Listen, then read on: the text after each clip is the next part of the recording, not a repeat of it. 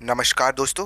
और अभी एक बहुत ही ज़्यादा पॉजिटिव न्यूज़ सामने आ रहा है, और वो न्यूज़ ये है कि वर्ल्ड बैंक ने ये प्रेडिक्शन किया है कि इस फाइनेंशियल ईयर के कंप्लीट होते होते तक इंडिया को जो रेमिटेंसेज है वो 100 बिलियन क्रॉस कर जाएगा, और इंडिया पहला ऐसा कंट्री बनेगा जिसको 100 बिलियन डॉलर्स का रेमिटेंस मिला है।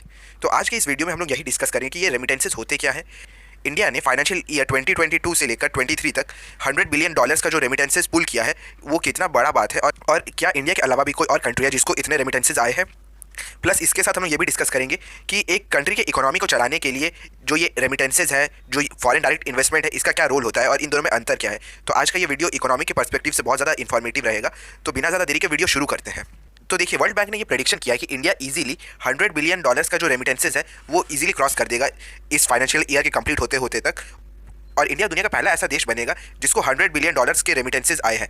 तो देखिए, रेमिटेंसेज इस वर्ड का मीनिंग आपको बता देता हूँ। तो रेमिटेंसेज बेसिकली वो पैसा होता है जो कि इंडियंस दूसरे देशों में जाकर कमाते हैं और उस पैसे को इंडिया में भेजते हैं।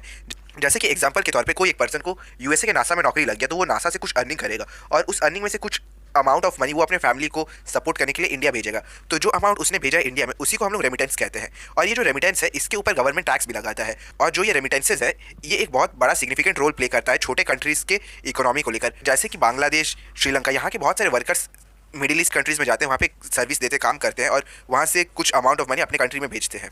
तो देखिए, ये प्रेडिक्शन किया जा रहा है कि इंडिया इजीली 100 बिलियन डॉलर्स का रेमिटेंस क्रॉस कर लेगा। वहीं अगर आपको इसको कंपेयर करना हो तो पिछले साल इंडिया ने लगभग 89 बिलियन डॉलर्स रेमिटेंस पाए थे। तो देखिए, पिछले फाइनेंशियल ईयर यानी 2021 से लेकर 2022 तक तब इंडिया को रेमिटेंस मिले थे 89 बिलियन डॉलर। और ये बेसिकली इसमें बहुत सारा चंक मिडिल ईस्ट में काम कर रहा इंडियन वर्कर्स का था।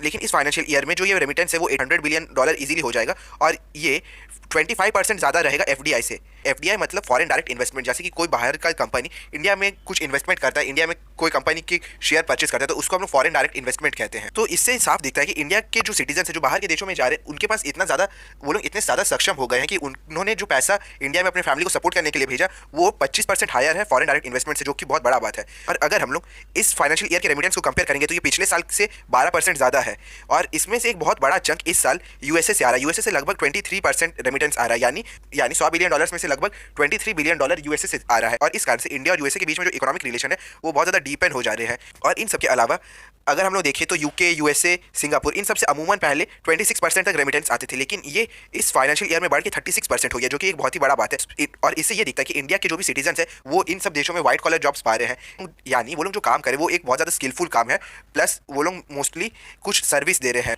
वहीं अगर हम लोग इसको कंपेयर करेंगे सऊदी, कतर, ओमान से, तो यहाँ पे अमूमन 54% तक रेमिटेंस इंडिया को मिला करता था, जो कि घट के 28% हो गया। तो इससे ये दिखता है कि इंडिया में जो भी वर्कर्स थे जो सऊदी अरेबिया, कतर, इन सब कंट्रीज में जाके जो मजदूरी करते थे उसमें मतलब गिरावट आया है। तो इससे ये दिखता है कि इंडिया में जो अभी एजुकेशन दिया जाता है अपने सिटीजन्स को वो मतलब पहले के लेवल से बहुत ज़्यादा अच्छा है, और इस कारण से इंडिया के बहुत सारे लोगों को बाहर के देशों में एक व्हाइट कॉलर जॉब मिल रहा है, एक स्किलफुल जॉब मिल रहा है, ना कि एक डेली वेज वर्कर के तौर पे वो लोग दूसरे कंट्रीज में जाके काम कर रहे हैं, जैसे कि मिडिल ईस्ट में हुआ करता था। और इन सब के अलावा वर्ल्ड बैंक ने यह भी कहा है कि इंडिया इकलौता ऐसा कंट्री है जिसका रेमिटेंस में बढ़ोतरी हुआ। वहीं बाकी बहुत सारे कंट्रीज है जिनके रेमिटेंसेज में गिरावट आया है। बांग्लादेश का जो रेमिटेंस है वो 1 बिलियन डॉलर गिर चुका है पिछले ईयर के कंपैरिजन में। पिछले साल जहाँ बांग्लादेश को 22 बिलियन डॉलर्स मिले थे एज रेमिटेंस, वो घट के इस साल 21 बिलियन डॉलर हो गए। वहीं पाकिस्तान को 2 बिलियन डॉलर्स का लॉस हुआ है। पाकिस्तान को पिछले साल 31 बिलियन डॉलर्स रेमिटेंस के तौर पे मिले थे, जो कि घट के इस साल 29 बिलियन डॉलर्स हो गए। वहीं श्रीलंका को पिछले साल 5.5 बिलियन डॉलर्स के रेमिटेंस मिले थे, वो इस साल घटकर 3.6 बिलियन डॉलर्स के रेमिटेंस हो गए है। और बहुत सारे लोगों का ये मानना है कि इंडिया को जो ये 100 बिलियन डॉलर्स का रेमिटेंस मिला उसका एक मुख्य कारण यह है कि इंडिया का जो रूपी है वो डॉलर के कंपैरिजन में बहुत ज़्यादा वीक हुआ है। लेकिन ऐसा नहीं है, इंडिया का रूपी डॉलर के कंपैरिजन में वीक हुआ है, ये एक ट्रूथ है। लेकिन पाकिस्तान का जो रूपी है वो इंडिया के रूपी से ज़्यादा वीक हुआ है डॉलर के कंपैरिजन में। लेकिन पाकिस्तान में रेमिटेंस बढ़ने की जगह वहाँ पे तो रेमिटेंस घट चुका है, तो ये लॉजिक सही नहीं है।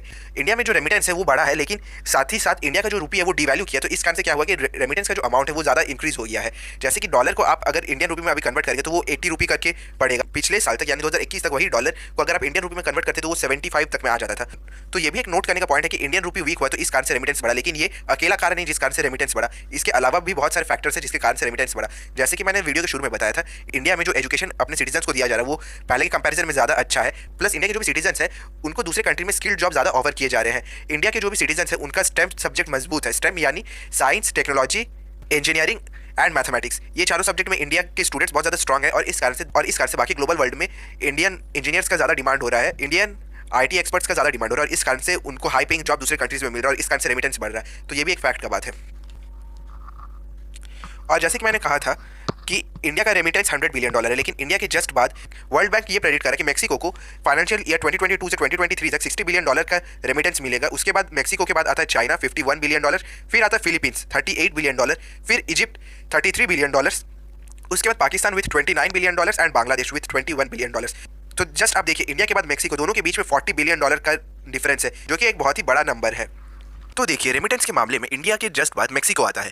इंडिया का जहाँ $100 बिलियन का रेमिटेंस है, वहीं मेक्सिको का $60 बिलियन। तो आप इससे समझ सकते हैं कि कितना ज़्यादा डिफरेंस है 1 और 2 पोजीशन के बीच में, $40 बिलियन का। और आपके इन्फॉर्मेशन के लिए बता दूं, $1 बिलियन इक्वल टू होता है 100 करोड़। तो मतलब $40 बिलियन यानी 4000 करोड़ का डिफरेंस है दोनों के बीच में। तो इससे आपको समझ में आया होगा कि इंडिया को जो ये $100 बिलियन का रेमिटेंस है वो कोई छोटा बात नहीं, वो बहुत ही बड़ा बात है। तो देखिए, रेमिटेंस कैसे कंट्री की इकोनॉमी को चलाने में अहम भूमिका निभाता है। तो देखिए, रेमिटेंस बढ़ने से होता यह है कि कंट्री में परचेजिंग पावर बढ़ता है। तो जैसे कि एग्जांपल दूं, तो एक पर्सन अगर $100 अर्न करता है, उसमें से वो अगर $50 अपने खर्च के लिए रखता है और $50 अपने घर वालों को दे देता है, तो वो $50 इंडिया आते आते तक 50 इंटू 80 हो जाएगा, यानी लगभग 4,000 के करीब हो जाएगा रुपये। तो इन 4,000 रुपये से उनके फैमिली कोई गुड्स खरीद सकते हैं, और गुड्स अगर वो लोग खरीदेंगे तो मार्केट में एक डिमांड बढ़ेगा। मार्केट में जब डिमांड बढ़ेगा तो कंपनीज और ज़्यादा उस गुड को प्रोड्यूस करेंगे। कंपनी अगर उस गुड को ज़्यादा प्रोड्यूस करेंगे तो देखिए, उस गुड को प्रोड्यूस करने के लिए कंपनी और ज़्यादा इंप्लॉयज़ को हायर करेंगे, और अगर ज़्यादा इंप्लॉयज़ हायर होंगे तो कंट्री में अनएम्प्लॉयमेंट जो है वो कम होगा। कंट्री में अगर अनएम्प्लॉयमेंट कम रहेगा तो कंट्री में जो क्राइम से रिलेटेड चीज़ें हैं वो भी कम होंगी। तो कंट्री में अगर अनएम्प्लॉयमेंट कम रहेगा तो कंट्री का जो परचेजिंग पावर है वो ऑटोमेटिकली बढ़ेगा।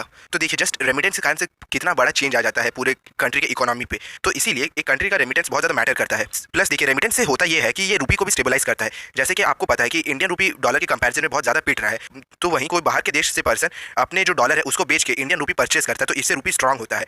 तो देखिए, रूपी अगर स्ट्रांग होगा तो इससे कंट्री को फायदा होगा, कोई भी चीज़ को इंपोर्ट करने में, स्पेशली पेट्रोल जैसी चीज़ों को इंपोर्ट करने में उनको फायदा होगा। वहीं अगर रूपी वीक होगा तो उस कंट्री को एक्सपोर्ट करने में फ़ायदा होगा। और देखिए, जो ये $100 बिलियन का रेमिटेंस है वो ऑफिशियली मतलब नोट किया गया है, मतलब ये डायरेक्ट लीगल रूट से इंडिया में आया है। वैसे इलीगल रूट से अगर आप रेमिटेंस को इंडिया में भेजेंगे तो उसको मनी लॉन्ड्रिंग कहा जाता है। और मनी लॉन्ड्रिंग के ऊपर मेरा एक वीडियो पहले से है, आप आई बटन पर चेक कर सकते हैं, या फिर डिस्क्रिप्शन में मैं लिंक दे दूंगा वीडियो का।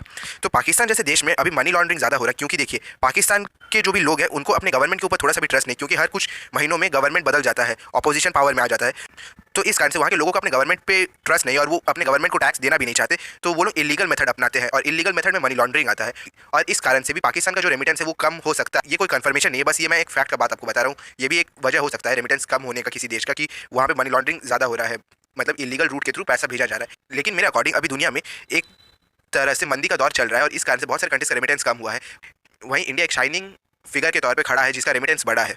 तो इसी के साथ ये वाला वीडियो को एंड करता हूँ। होप करता हूँ कि आज मैंने आपको रेमिटेंस के बारे में जो कुछ भी बताया वो आपको इन्फॉर्मेटिव लगा हो। और अगर आपको ऐसे वीडियोस देखने हैं तो आप इस चैनल को सब्सक्राइब कर सकते हैं। अगर आपको कोई रैंडम वीडियो देखना है तो आप ऊपर वाले वीडियो को चेक कर सकते हैं। अगर आपको ये देखना है कि इंडियन ओरिजिन वर्ल्ड लीडर्स कौन कौन से देश में है तो आप नीचे वाला वीडियो चेक कर सकते हैं। तो इसी के साथ ये वाला वीडियो का एंड करता हूँ। धन्यवाद।